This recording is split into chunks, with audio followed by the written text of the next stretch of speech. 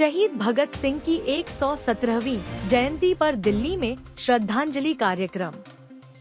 Delhi bureau Hukum Singh 28 सितंबर को शहीद भगत सिंह जी की 117वीं जयंती पर दिल्ली में एक श्रद्धांजलि कार्यक्रम का आयोजन किया गया। कार्यक्रम का नाम 28 की शाम शहीद भगत सिंह के नाम रखा गया। यह एक सम्मान समारोह था जिसमें शहीद भगत सिंह के 117वें जन्मदिन पर उनकी देशभक्ति और बलिदान को याद करते हुए दिल्ली के मंडी हाउस में आयोजित किया गया था। इस कार्यक्रम में कई प्रमुख हस्तियों ने भाग लिया होगा और इसे भीम ब्रिगेड ट्रस्ट, डोंगलेज फिल्म संगठन, शिरोमणि अकाली दल, सुखमणि सेवा ट्रस्ट और दिल्ली पुलिस महासंघ द्वारा आयोजित किया गया था।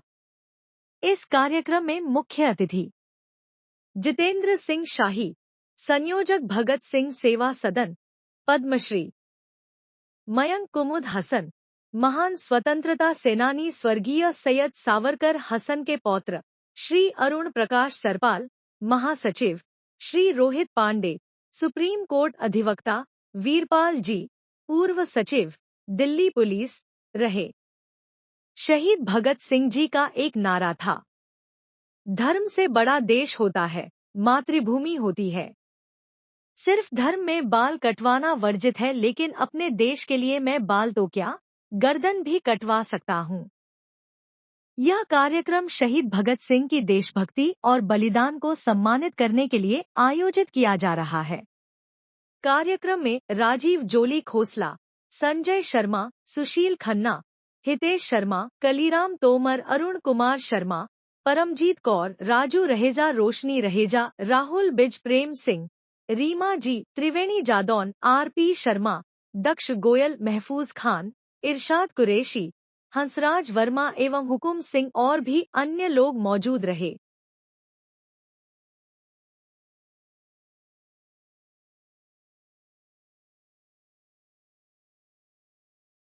में शहीद भगत सिंह एयरपोर्ट बना है, हमें भी पता है। हमने जंतर मंतर पे उसके लिए खूब एजिटेशन किए। अभी तेज संधू जो भगत सिंह जी के पड़पोत्र थे, जिनकी एक एक्सीडेंट में उनकी मृत्यु हो गई थी, उन्होंने बड़े क्रांतिकारी काम किए। हमने भी उनके साथ में कई दफा कार्यक्रम किए। अब मैं निवेदन करूंगा हमारे बीच में हमारे पूर्व जज साहब, आदरणीय जज साहब अरुण धवन जी, क्योंकि जज साहब हैं, समय के पाबंद हैं। हमने आपको 3 बजे बुलाया था, आप 3:05 पे यहाँ आ गए थे और मैं क्षमा चाहता हूँ कि 7 बजने वाले हैं, आप इस कार्यक्रम में उपस्थित हैं। बहुत बहुत धन्यवाद। मैं आपके मुखवाणी से कुछ 2 शब्द, कम बातों में ज्यादा बड़े शब्द आपसे सुनना चाहते हैं। आदरणीय जज साहब अरुण धवन जी। धन्यवाद जॉली साहब। आज जॉली साहब बुलाते हैं तो आना पड़ता है और समय को भी देखे बगैर यहाँ पे रुकना पड़ता है। इनका इतना प्यार है हमारे से बहुत सालों से। पिछली बार भी हम कराट प्लेस के संसद मार्ग वाले पुलिस स्टेशन में भी थे, जहाँ पे उनका कमरा है, भगत सिंह की जी का जहाँ पे रखा था, उस प्रोग्राम में भी थे हम, और भी प्रोग्राम्स में जाते रहते हैं। तो आज हम इकट्ठे हुए हैं भगत सिंह जी के 28 सितंबर जन्मदिन के अवसर पर, और बहुत कुछ हितेश ने पूरा स्टोरी बता दिया उनका, और शंटी साहब ने बहुत अच्छे से डिटेल में सारी चीज़ बताई। मैं वो सब चीज़ें रिपोर्ट नहीं करना चाहूँगा, मैं सिर्फ 1-2 चीज़ें बताऊँगा क्योंकि समय बहुत हो गया। मैं ऑलरेडी लेट हो चुका हूँ, फिर भी मैं रुका हूँ इसीलिए कि शायद आप लोगों से वही गर्मजोशी मेरे दिल में भी है, जैसे आप सबके दिल में है वैसे ही है। तो एक दूसरे के व्यूज़ शेयर करने में थोड़ा अच्छा लगता है। तो 1-2 चीज़ें ये है कि जो सबसे बड़ी अच्छी चीज़ मेरे को लगी शहीद भगत सिंह जी की, कि इतनी कम उम्र में 23 साल और 6 महीने, शायद 7 महीने में उनका हिंदी की और पंजाबी तो वो थे ही, पंजाब के थे, और उर्दू की भी, 4 लैंग्वेजेस की उनकी नॉलेज थी। और इतना कुछ उन्होंने लिखा है। उन्होंने सोशलिज़म से लेके कम्युनिज़म, और उसके बाद आपका इनइक्वालिटीज़ जो हो रही थी, he was a contemporary writer at that time. At the age of 23 years, being a contemporary writer, it is not an easy job.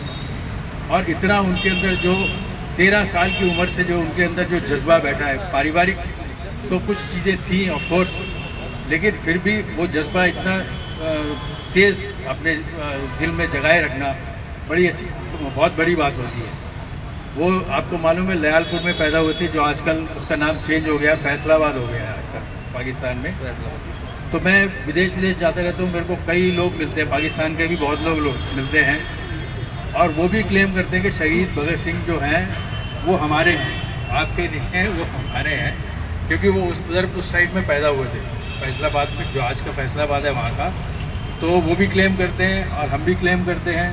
तो दोनों का पहले तो यूनाइटेड पूरा था इंडिया, तो उनके भी हिस्से में उतना ही भगत सिंह जी का ये श्रेय जाता है, उतना ही हमारे पास आता है। तो ऐसे वो हस्ती थे कि उनका बंटवारा नहीं हो सकता। एक इशू और आती है कि उनको जब फांसी दिया गया उस पर भी कुछ ये था कि गलत था, क्योंकि वो उस पर बॉम्ब में जो थे छर्रे और ये सब चीज़ें नहीं थी, जो कि जिसको टेररिज्म एक्ट के अंदर लेके आते हैं।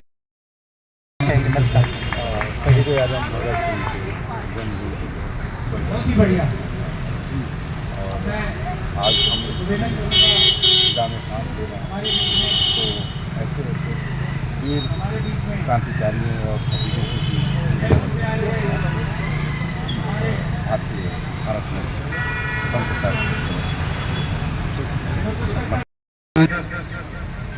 एक कार्यक्रम रखा था, जो कि एक ऐतिहासिक थाना है पार्लियामेंट स्ट्रीट, जहां पर पार्लियामेंट में वो धमाके वाले बम मारने के बाद भगत सिंह जी को लाके एक रात के लिए कैद किया गया था। वो कमरा आज भी वहां पर पार्लियामेंट स्ट्रीट थाने में है, वहीं पर आपने कार्यक्रम रखा था। और आज सप्तराश्मी मार्ग पर एक कार्यक्रम रखकर, क्योंकि ये दिल्ली का दिल है, यहाँ से 7 सड़कें निकलती हैं अलग अलग कोने पे, यहाँ पर कार्यक्रम रखना एक बहुत ही महान कार्य है। चाहे कोई 1 मिनट के लिए सुने, चाहे कोई 1 मिनट के लिए देखे, कहता है शहीदों की चिताओं पर लगेंगे हर बरस मेले, वतन पे मिटने वालों का यही बाकी निशान होगा। वो निशान यहाँ दिख रहा है। आज उस व्यक्तित्व का हम जन्मदिन मना रहे हैं, जिनको किसी प्रचार की जरूरत नहीं है, जिनको किसी अवार्ड की जरूरत नहीं है। अभी भाई हितेश ने कहा था कि हम डिमांड करते हैं कि शहीद का खिताब दिया जाए भगत सिंह जी को। मैं दावा करता हूं इस बात का, आज जितने बड़े बड़े सोशल चैनल हैं दुनिया के, आप सबके ऊपर वोटिंग करा लीजिए कि इस मुल्क के अंदर नहीं पूरी दुनिया में कौन क्रांतिकारी फेमस है, तो सबसे पहले नाम आएगा शहीद आजम भगत सिंह। इसके बाद दूसरा नाम कोई नहीं आ सकता। हमें सिर्फ उन्होंने कुर्बानियां दी और यही उनकी सोच थी। वह भी चाहते तो सत्ता के लिए लड़ सकते थे, वह भी चाहते तो कोई अच्छा सा पद लेके घर बैठ सकते थे, लेकिन भगत सिंह, सुखदेव, राजगुरु, बटुकेश्वर दत्त, अशफाकुल्ला खान, जतिन दास, सुभाष चंद्र बोस, चंद्रशेखर आजाद, उधम सिंह, करतार सिंह सराभा, ये वो नाम हैं जिनकी जज्बात के अंदर लिखा हुआ था कि दिल से निकलेगी ना मर के भी वतन की उल्फत, मेरी मिट्टी से भी खुशबुए वतन आएगी। ये वो इंसानियत के पुतले थे, वो भगत सिंह।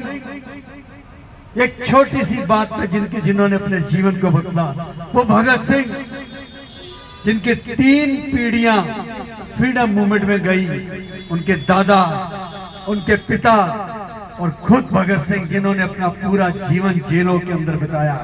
वो भगत सिंह जिसने दुनिया में सबसे पहले एक वो ह्यूमन राइट की आवाज उठाई, जिसको आज कहते हैं ना मानवाधिकार। मानवाधिकार की आवाज उठाने वाला दुनिया में पहला व्यक्ति था वो भगत सिंह था, जिसने लाहौर जेल में आवाज उठाई कि खाना वही खाएंगे जो इंसानों को दिया जाता है, ये जानवरों को दिए जाने वाला खाना नहीं खाएंगे। और 123 दिन की भूख हड़ताल, ये बहुत बड़ा इतिहास है। उस भूख हड़ताल को अंग्रेजों ने मजाक में लिया, लेकिन 66 दिन की भूख हड़ताल के बाद जब पहली कुर्बानी हुई जतिन दा की, जतिन दास उनका साथी था जो कलकत्ता का रहने वाला था, और जब इतिहास बताता है जब उनकी डेड बॉडी को लेके गांधी मैदान कलकत्ता में रखा गया, तो उस समय जब देश की आबादी बहुत कम थी, 5 लाख लोगों ने दर्शन किए और शेरे बंगाल का खिताब दिया गया। वो जतिन दास थे, वो जतिन दास थे।